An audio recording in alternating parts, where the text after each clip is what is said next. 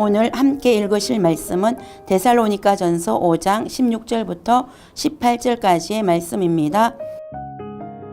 항상 기뻐하라, 쉬지 말고 기도하라, 범사에 감사하라. 이것이 그리스도 예수 안에서 너희를 향하신 하나님의 뜻이니라. 아멘. 샬롬, 오늘도 말씀을 통해 하나님께 더 가까이 나아가는 하루 되시길 축복합니다. 저는 오늘 본문 말씀을 통해 나를 향한 하나님의 꿈이라는 제목으로 말씀을 묵상해 보기 원합니다. 2020년 한 해는 코비드19로 인하여 암울한 시간을 보냈습니다. 2021년 새해가 밝았습니다. 새해가 밝았지만 우리의 환경은 여전히 암울합니다. 이 암울한 시기에 여러분은 어떤 꿈을 꾸고 계십니까? 코비드19만 종식되면 그동안 하지 못한 해외여행을 하고 취미생활도 마음껏 하고 먹방 투어도 해보고자 하는 부푼 꿈이 있습니까? 저는 2021년 새해에 우리 자신의 꿈에서 시선을 돌려 우리를 향한 하나님의 꿈이 무엇인지 살펴보기를 원합니다. 하나님은 우리를 향하여 어떤 꿈을 가지고 계실까요? 하나님은 태초에 인간을 창조하시고 인간을 향한 꿈을 꾸셨습니다. 하나님은 아담과 하와를 자신의 형상으로 창조하셨습니다. 이들에게 복을 주시고 생육하고 번성하여 땅에 충만하고 땅을 정복하고 바다의 물고기와 하늘의 새와 땅에 움직이는 모든 생물을 다스리는 권세를 주셨습니다. 하나님은 하나님이 창조한 세계를 인간이 잘 다스려 주기를 원하시는 꿈을 꾸었습니다. 그러나 아담과 하와는 하나님의 뜻에 불순종하고 선악과를 따먹음으로 범죄하였습니다. 범죄한 인간은 하나님이 창조한 에덴 동산에서 쫓겨났습니다. 그러나 하나님은 범죄한 인간을 너무 사랑하셔서 죄악 가운데 버려두시지 않으시고 이 세상에 예수 그리스도를 보내주셨습니다. 예수 그리스도를 믿기만 하면 구원을 주시기를 원하시는 것이 인간을 향한 하나님의 꿈이십니다.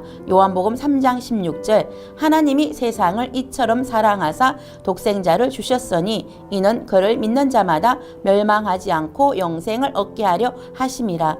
하나님은 인간을 너무나 사랑하셨기 때문에 독생자 예수 그리스도를 믿음으로 멸망하지 않고 영생할 수 있는 길을 인간에게 허락해 주셨습니다.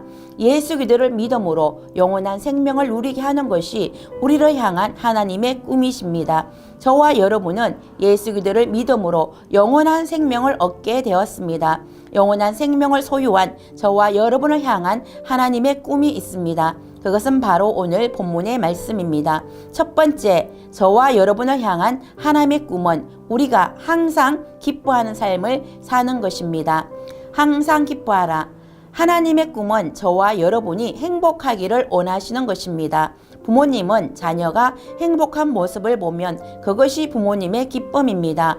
우리 하나님 아버지도 저와 여러분이 항상 기뻐하고 행복한 삶을 사는 것을 보는 것이 하나님의 기쁨입니다.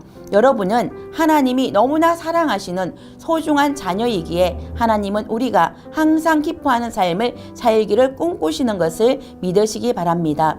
그런데 저와 여러분의 환경은 항상 기뻐할 수 있는 상황이 아닙니다. 코비드19라는 전염병으로 말미암아 우리는 한 번도 경험하지 못한 삶을 살고 있습니다. 학교 수업도 화상으로 대체해야 하는 답답한 현실이 우리 앞에 놓여 있습니다. 대학을 졸업한다 할지라도 취업을 할 수 있다는 보장이 없습니다. 심지어는 아르바이트 자리조차도 없습니다. 결혼을 하고 싶어도 아파트 가격이 천정부지로 오르는 것을 보면 결혼도 포기해야 하겠다는 생각이 듭니다. 우리의 환경은 절망할 수밖에 없는데 우리는 어떻게 항상 기뻐하는 삶을 살 수 있을까요? 사도 바울은 감옥에 갇혀 있을 때 빌립보 성도들에게 이렇게 말씀하셨습니다. 빌립보서 4장 4절 주 안에서 항상 기뻐하라. 내가 다시 말하노니 기뻐하라. 바울은 감옥에 갇혀있는 절망적인 상황에서 오히려 빌립보 성도들에게 주 안에서 항상 기뻐하라고 편지를 보냈습니다. 우리가 기뻐할 수 있는 것은 우리가 주님 안에 거하는 삶을 살 때에 기뻐할 수 있습니다. 우리는 우리의 환경을 보고 기뻐하는 것이 아니라 우리의 모든 환경을 변화시켜 주실 수 있는 주님 안에 거하는 삶을 살 때 기뻐할 수 있습니다.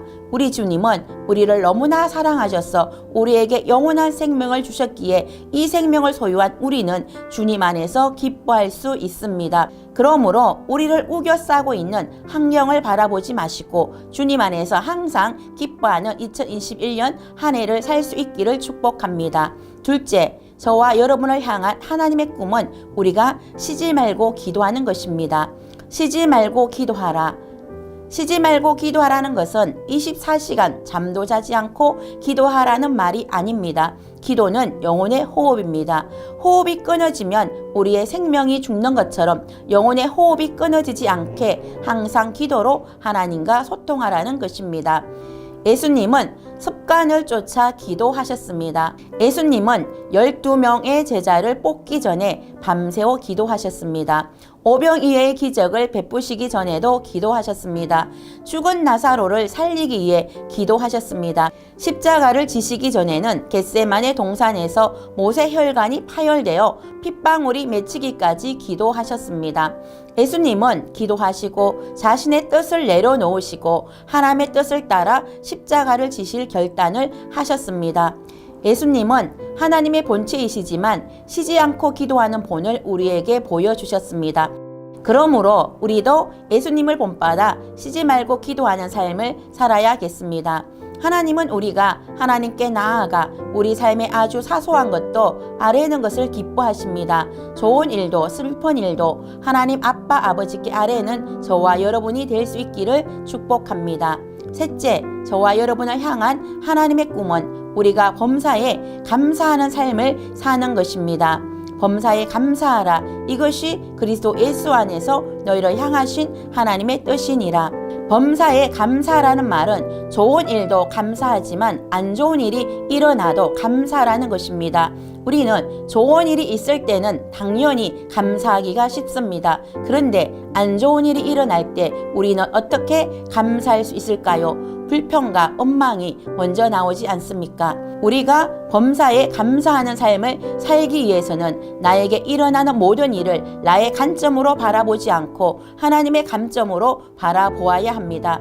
하나님께서 나에게 어려운 일을 허락하실 때는 반드시 이 일을 통해 하나님이 하실 일이 있을 것을 바라보아야 합니다. 나의 인격을 성숙시키시고 나를 더 온전한 사람으로 구비시켜 주시기 원하시는 하나님의 언대한 계획 아래 있다고 생각하면 우리는 범사에 감사하는 삶을 살 수 있습니다. 요셉은 자신이 애굽의 종으로 팔려간 것을 하나님이 자신의 가족을 구원하시기 위해 자신을 먼저 애굽에 보냈다고 하나님의 관점으로 바라보았습니다. 그러므로 자신을 애굽의 종으로 팔아버린 형제들을 원망하고 불평하지 않았습니다. 오히려 그들을 용서해주고 사랑으로 섬길 수 있었습니다. 그러므로 저와 여러분도 2021년 우리에게 일어나는 모든 일을 하나님의 관점으로 바라보며 범사에 감사하는 삶을 살 수 있기를 축복합니다. 좋은 일은 좋아서 감사하고 안 좋은 일은 좋은 일로 변화될 것을 바라보고 미리 감사할 수 있는 저와 여러분이 될 수 있기를 축복합니다.